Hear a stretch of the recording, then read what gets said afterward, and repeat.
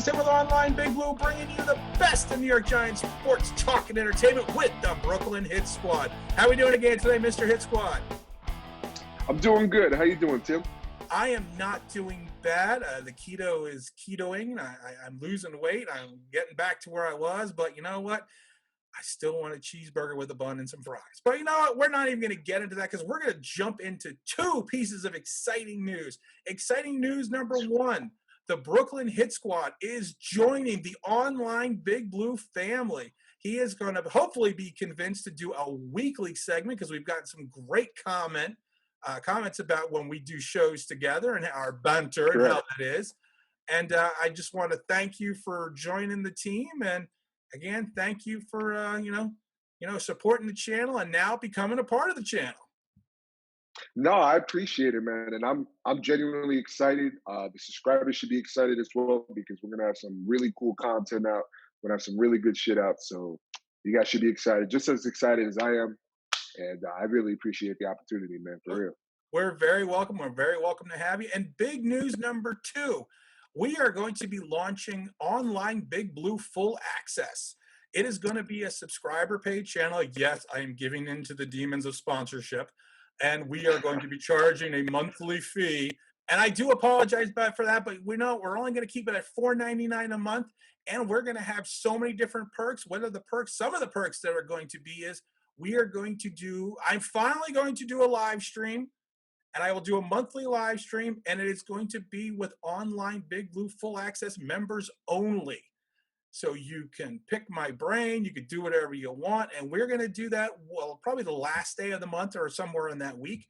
We are also going to have weekly member-only content. And you know what, guys? That's going to be Online Big Blue Unfiltered. You will get to hear everything that I truly think. You know, like sometimes I got to keep it PG for the channel, but you will hear everything that I truly think about the Giants, YouTube, keto, everything else. And we're going to have that as well. And then what we're also going to do is we are going to do a subscriber only, either Instagram or Twitter page. And again, that's where you can see different communications. We're going to release information. It's going to be a whole gambit of stuff. And like I said, a lot of times I also want to do this because we have some really great fans, Mr. Hit Squad. And you know what? I want to give something back to them, because I'm never ever going to do a live stream unless I do it with Mr. Hit Squad out in the YouTube sphere. I am never going to ask you for a super chat. I'm never going to ask you for anything because you know what? You need to keep your own money. I got my own money, so don't worry about me. But you know what? You just need to take care of yourself. And I just enjoy doing the content for everyone so much that the first 50 people who subscribe to the new service could have a choice of a Online Big Blue polo shirt like the one I'm wearing now, and we have an assortment of mugs. The first mug is going to be the Online Big Blue just standard mug with the logo. We also have two versions of it. I know, we have two versions of it, and we also have just the plain Online Big Blue version of it. And if you are feeling saucy, if you understand that Online Big Blue does not give in to the haters, does not give into the comments, does not care what people think about him, because the only people that care are your family and your close friends. So you know what? You can also have what I drink out of every morning. It's the Online Big Blue F Your Sensitivity mug. I listen to Online Big Blue. So you will have a choice between one of the three mugs or a polo shirt when you subscribe. We will set up we'll provide a little bit more information about that later, about how we're going to verify you are you, and then we will send out the mugs via a company we use called Vistaprint. So the mugs will go directly to your house. So, Mr. Hit Squad, what do you think of the Online Big Blue Full Access? I like it. I mean, I think it's a good way for you to interact with your subscribers. Your subscribers get something as well. And I think honestly, I really like the mugs, and F your sensitivity. I like it. I definitely need to get me one. So I think it's an amazing idea, and I think honestly, it'll do well. Well, the next time you see Mr. Hit Squad, he will be wearing an Online Big Blue polo. And I, Correct. I I am wouldn't. guaranteeing that right now. And we are going to change his name to the Online Big Blue Hit Squad. That's what he's going to be I known as like it. when we're here on this channel. He can still be Brooklyn Hit Squad and everyone else, but he's the Online Big Blue Hit Squad. You know what? And we're going to send the Hit Squad out sometimes. Hopefully he'll come in and, provide some content as well, for subscribers only. Hopefully, I think For we can sure. convince him to do that. And like I said, I I, think it's I have just no going to be problem. a fun way to kind of give back to the people that support us and kind of just show that we really do appreciate that. I have so many fantastic people that watch, leave comments, good or bad, right or wrong. I love when the comments, I don't want to say are negative, but I love when the comments are not agreeing with me because of the fact itself that, we're never always going to agree on everything. Call me out. Tell me what you think. The conversation needs to be open, and that's the way I want it. So you know what? And I love when people say, "Well, this is the first time I've disagreed with you." That's great, and I hope there's more times that you Yeah. do disagree with me, and call me out and say, "Hey, Tim, this is what I think." Because you know what? I want open conversation. I want open dialogue. Hell, I just want people to disagree because I think it makes for a better channel. I agree, man. And I think, especially if you have people that don't disagree with you, that leaves open for conversation. Right. Tell me why you disagree with me. You might convince me as, with your point. It might change my mind to where I was thinking. So it's always good for you guys to interact. Let us know what you think below. And we do read all of them. Tim comments on most of them. Try So to. you guys already know. Try to, Try we to. try. We've been getting more and more, and I actually do love reading the email. So again, if you want to send me an email directly at onlinebigblue@gmail.com, that's fine. We are going to be changing the email address. I am reactivating the Online Big Blue website. So we'll probably have an email called comments@onlinebigbblue.com, but we're going to do that later. But let's get into some giant news. Enough about how wonderful I am, because we could talk all day about that. Giant Oh, we news, could. and it's kind of old news now, but I haven't talked to you about it. Deandre Baker. Sure. For the people that do not know, it was a joke. We do not think Deandre Baker, well, I personally don't think he was innocent, but he was not framed by Bigfoot. He was not framed by aliens. He was not framed by any underwater monsters. It turns out that he may have done it. We don't know. He is the only one that is charged. I am concerned that Quinton Dunbar turned rat and dropped dime, and stitches get stitches, So I mean, it's that's. But I have a feeling that Yeah. he may have not been charged because he's turning evidence against Baker. So, what are your Yeah. thoughts about what happened with DeAndre?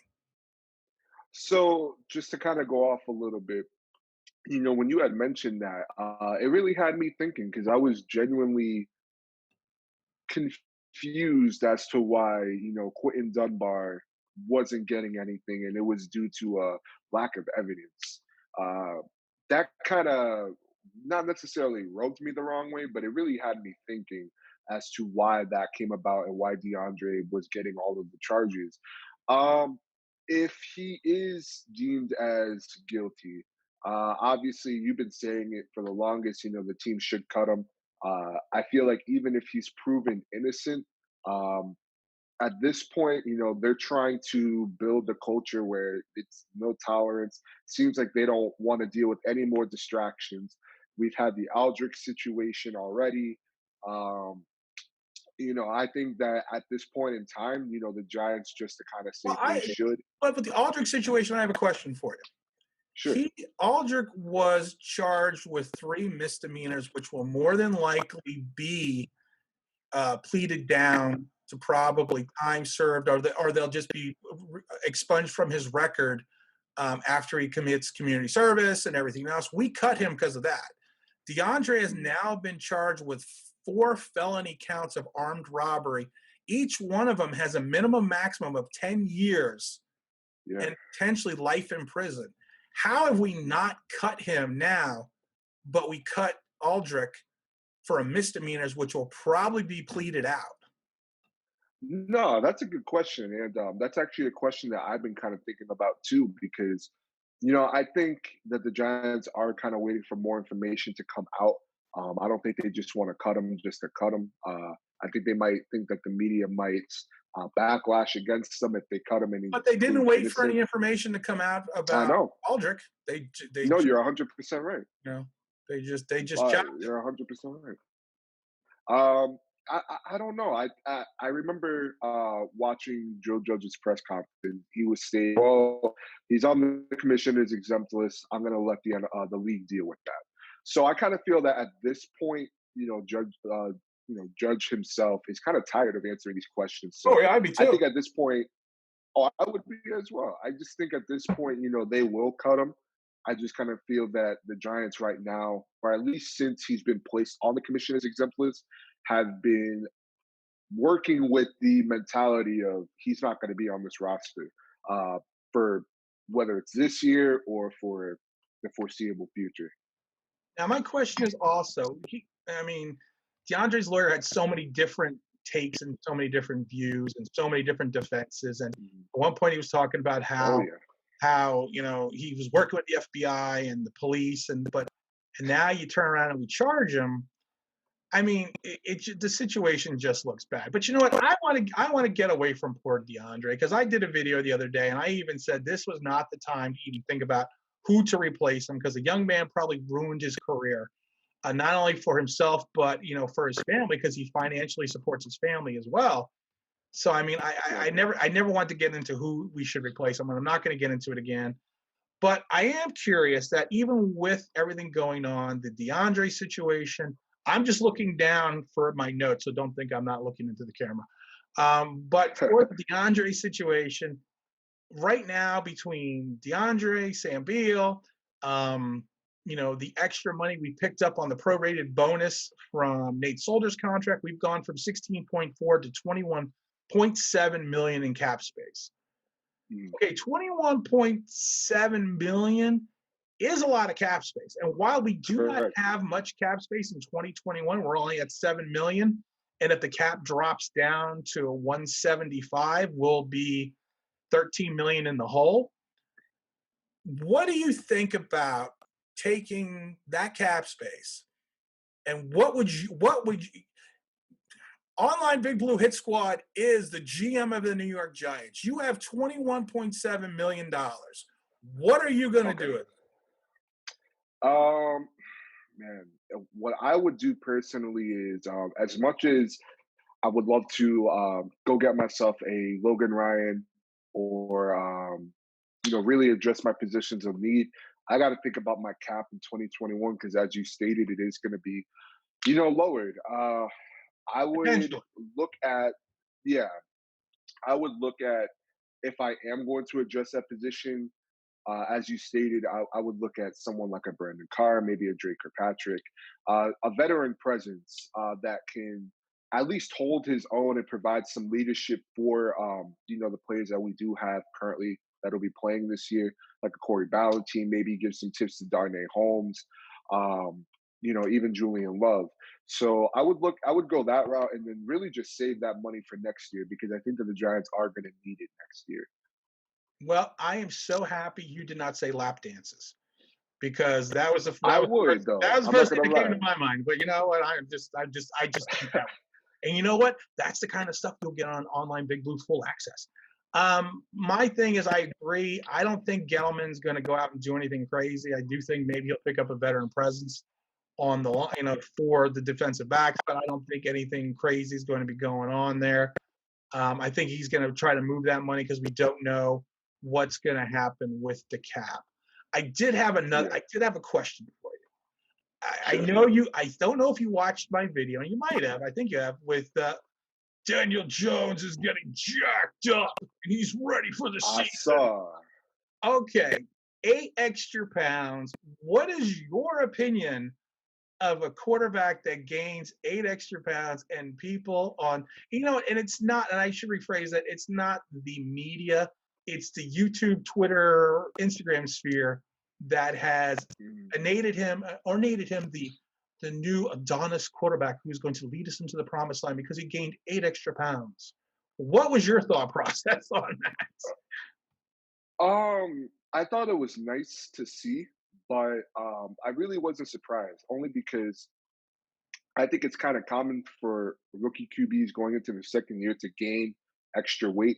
Give you two perfect examples. But he gained Happened with Dak. 8 pounds. It's 8 pounds of muscle, Yeah, eight not pounds of short, muscle. muscle. But I'll give you two examples as to quarterbacks where that actually happened. Not 8 pounds, but they did put on muscle weight going into their second year. Carson Wentz and Dak Prescott. So I wasn't too shocked. However, do I think that this will increase the grip of him holding the ball? No. I think that with the amount of hits that he took last year, he should have put on some weight. I want my quarterbacks to be a little bit more bulkier. I don't want them to be this tall, really, really What lean if the tower like Brock 8 Osweiler. what if the 8 pounds affects his mobility? I think that's possible. With Because if you you look putting at on the more pictures, weight. he gained a lot of weight in his quads, his calves. Mhm. That's where he gained a lot of his weight. And you know what? I had a great comment from one of the subscribers that's saying that a lot of times, and I mentioned it too, a lot of times when people gain weight in their legs and muscle, they are more prone to hamstring issues. Look at some of Yeah, the guys in yeah. baseball who jacked up and are always on the DL because of their hamstrings. No, you make a good point there. I will be honest with you. One of the things that personally popped into my head when I saw when he put on the 8 pounds of muscle, and you saw his quads were bigger, his forearms and arms itself looked a little bit bigger. Um, you notice that in Jason Garrett's scheme, he does have the quarterback run if there's not anything there. You saw that with Dak Prescott. And Daniel Jones can run. We saw that last year. Right. We saw that long run that he had with Chicago when he played last year. So I think that him putting on that weight, yes. Uh, I mean, you got to think about your knees as well. You putting on more weight can do stuff to your knees, That's true. but I think it's good. I think it's good weight. I think it is good weight. You do have a point with the hamstring, but I just think that you need to put on a little bit more weight in the NFL, regardless of your position. You notice that with even defensive players when they come in, they got to gain a little bit of weight. So But defensive yeah, players play a position where it's like I've said it before, it's 30 seconds of standing for 3 seconds of an explosion. So they correct. Yeah. need they need to be in a position where they can hold their line with the leverage. We're talking about a quarterback. Jose G, one of our subscribers, said it best. The last jacked quarterback that he can think of is Brady Quinn. And I was like, oh my Wow. God, he is 100% right. And I comment, he looks like Tarzan, plays like Jane. And I don't think that's going to be Daniel Jones. But to No. the point is, ball security does not equate to the tendons in your fingers. No. Ball security, unless, and I even said in the video, unless 4 of those pounds went to the tendons in his fingers, that does not help ball security. What helps ball security is understanding the pocket, understanding your Hmm. awareness, knowing your blind Correct. side awareness, know where the players are, where the schemes are, where the defense is set, where the mic is.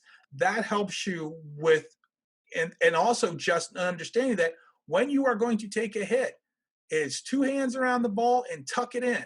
Eli, and I always tell people, Eli early in his career, I don't want people to remember that Eli, because anyone ever remembers Eli's from the last 5 years. They don't remember the first 9. Eli, in the beginning of his No. career, knew when the hit was going to come, and you would see him tuck the ball in and turn his body. Why? Because he was taught proper protection of the football for a quarterback. And Daniel Hmm. Jones had fumbling problems at Duke. I always equate it back to Tiki Barber and Tom Coughlin. People used to laugh when Tiki held the ball I like this remember and was that. running, but he had that ball secured. And I just think that Daniel Hmm. Jones just needs to learn how to secure the ball and learn some more pocket awareness. Yeah, I agree with you 100%. And when you look at some of the fumbles that came from Daniel Jones, it was just because he was holding on to the ball too long. Yeah. Well, that And he was holding I like a loaf of bread. Yeah, exactly. And it's like I think it can be a double-edged sword. It's nice to see that your quarterback isn't afraid of having pressure in his face and he's still looking downfield. That's nice to see. But at the same time, you got to know when to get rid of that ball. You got to know when the play's not there, throw it out of bounds. Or, I mean, if to, I wouldn't fully recommend it, but I noticed this difference from Eli, obviously to Daniel Jones going into his second year. Um, if something wasn't there for Eli, you would just see Eli drop to the ground Yeah, just to avoid getting hit, just to avoid that ball coming out. If the pressure was coming and there's nothing there, fell to the ground, yeah, as and opposed to that's, Daniel just holding it. save the down, save the ball, live to fight another day. Exactly. And Don't give the team field position. If you have to punt, yeah, Eli's biggest problem in his career, especially early on in the Kevin Gilbride system, was he was a gunslinger. His job mhm, was to throw the ball, 40, 50 yards down the field every time when he got the chance. And that's where a lot of his interceptions came in. Because when Eli's second year, he went 24 and 17 on touchdowns and interceptions. But a lot of those interceptions were deep passes. But you're right. Eli knew, especially in the early on, to go down and take, not take the sack. I mean, well, take the sack over the fumble or over the interception.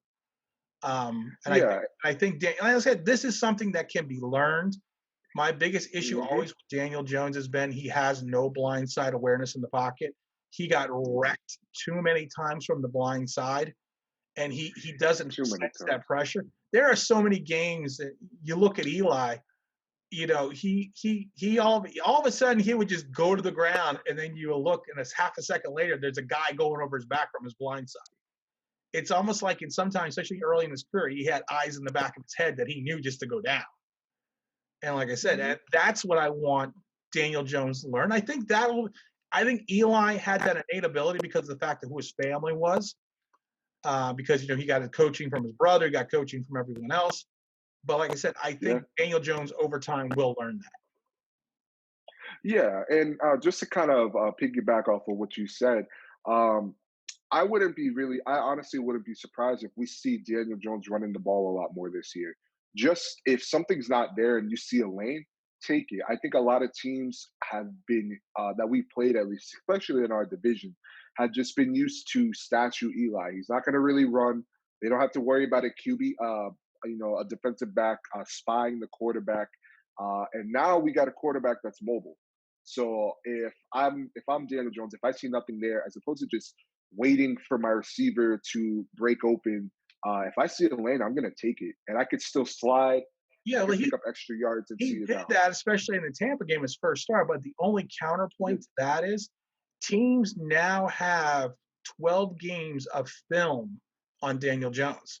What he yeah, does they now do. is and they've had a year to go through it. No matter what he does now is not going to be a surprise what he did when his rookie season because they now have charted his tendencies. And and I've said before, Daniel Jones is awesome because he will take up off the through the middle of the field when he sees the pocket dissolve and open up. He's great at seeing that. But I also don't hmm want my quarterback getting wrecked when I got Colt McCoy and Cooper Rush behind him. Yeah, no, I 100% agree. And I just want to state something really quick out to the subscribers that are watching this. Look, guys, just because he put on 8 pounds of muscle, that does not mean nor guarantee that the fumbling issues will be corrected. They are correctable, but that doesn't mean that that specific thing corrected it. I've seen a lot of videos where people are saying, "Oh, he put on 8 pounds of muscles. He's not going to drop that ball." Well, if he's still in the pocket and his pocket awareness doesn't improve, he's going to be fumbling the ball a lot. And though it wasn't obviously professional sports, but when I played, and I remember being in the locker room or the weight room, uh, my coach would have our quarterback at the time do specific Yep. exercises to improve the grip, so that I've lived in South Florida, and a lot of the schools that we have down here for football, they're really good schools. And you're playing against really good talent. So he would have our quarterback do specific exercises to improve the grip. Improve his grip. And he would have, obviously him lifting weights, but he knew that that wasn't really what was going to. And our quarterback had a fumbling issue. I saw that for 2 years. He had a fumbling issue. He thought Daniel Jones was bad. Tried 34 fumbles. Horrible. That's But pretty bad. it was, but going into the third year, he really spent a lot of time working on his grip, and that's what helped him in his pocket awareness, not him gaining more muscle, which he did do. And I think he graduated, but I think he's still playing at UCF. So, That's where yeah, my wife went to college. amazing. She graduated from.